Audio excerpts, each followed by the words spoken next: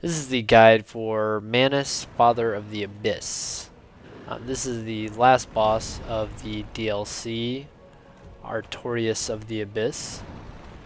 I'll just go ahead and dive in and I'll start telling you about all the different moves he has. Alright.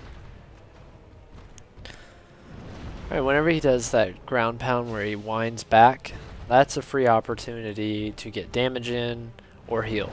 Just roll to the left and you'll avoid it every time. Just wait for him to start doing the motion.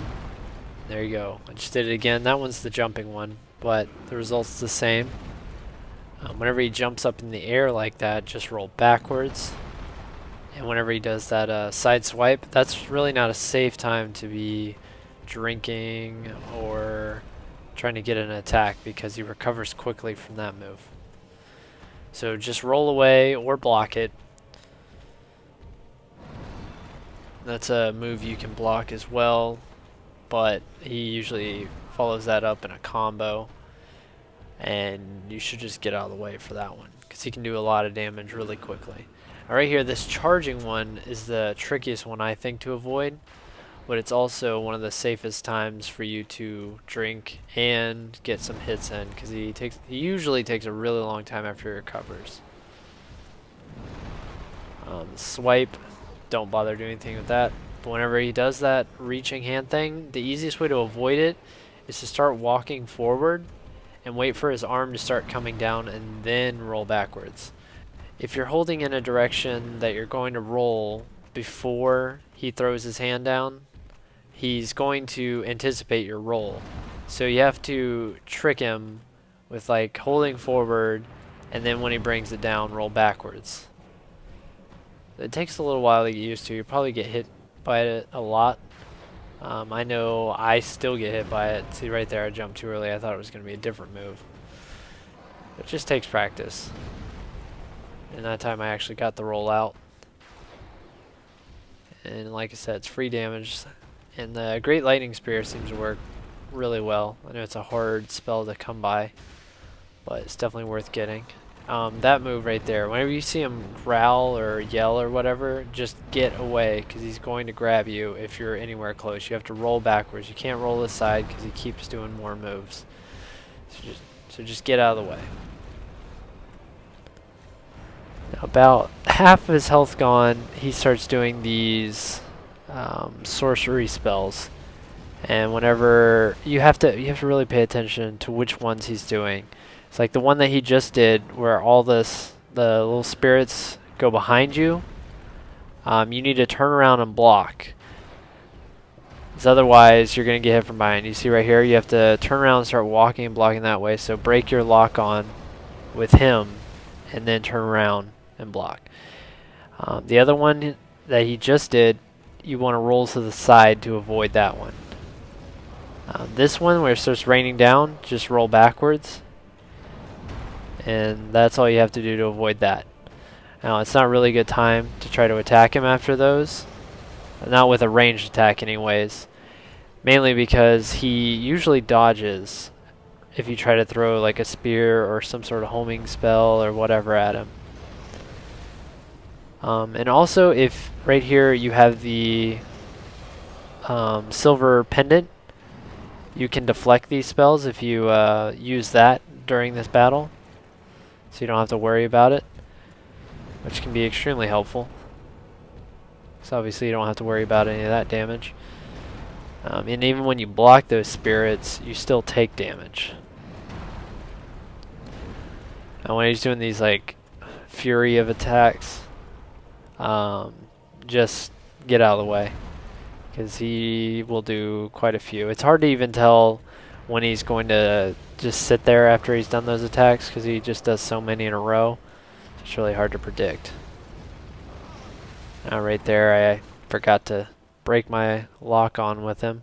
So you get hit in the back, you lose a lot of damage. Here we go, nice little jump attack, free damage. Down to the regular lightning spears.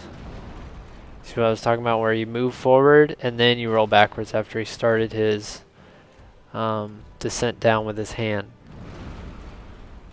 Here, nice little roll to the side free damage. If you have a fast weapon, you can get a lot of damage in right there. But it's not necessary to have a fast weapon, because you can have a really hard hitting weapon and just hit him once, maybe twice. And if you don't have a, or if you do have a weapon with no enchantments on it, you can use magic weapon or sunlight blade. You get extra damage off your sword or whatever you're using. I just use like all my faith spells.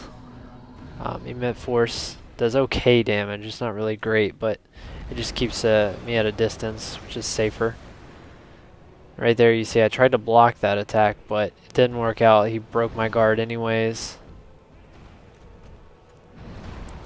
And once again, here's another easy opening. That move's really slow, so every once in a while he'll actually jump back. And if you catch him laughing after he does the spirit move, you can shoot a spell at him or run up and attack him. He kind of laughs for a little while. See if he does it here again. No, see now he's walking. He's probably going to dodge it, yeah.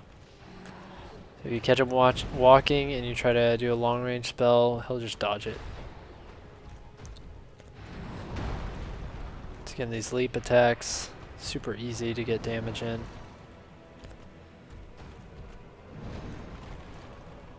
Watch out for this quick hook attacks.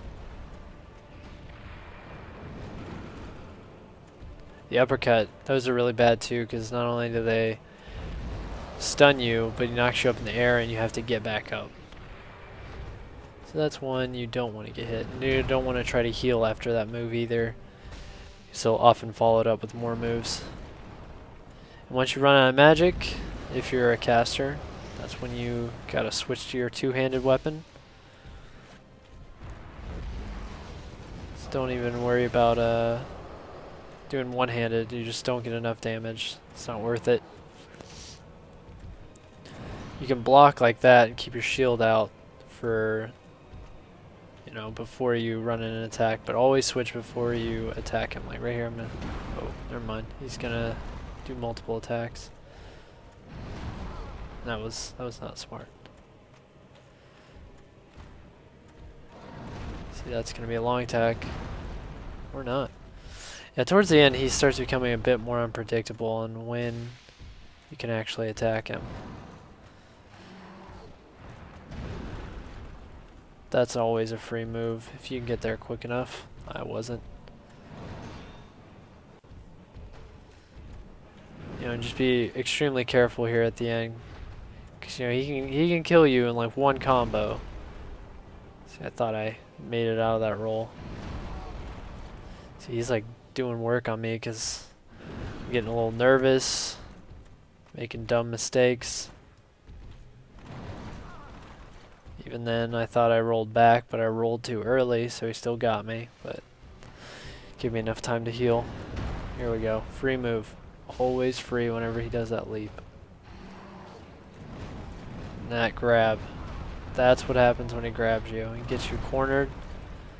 That did over half my health. And don't think you can heal getting up from that either. You just gotta take it and get ready for the next one. Remember, you can drink out of your cup twice if you need to heal twice.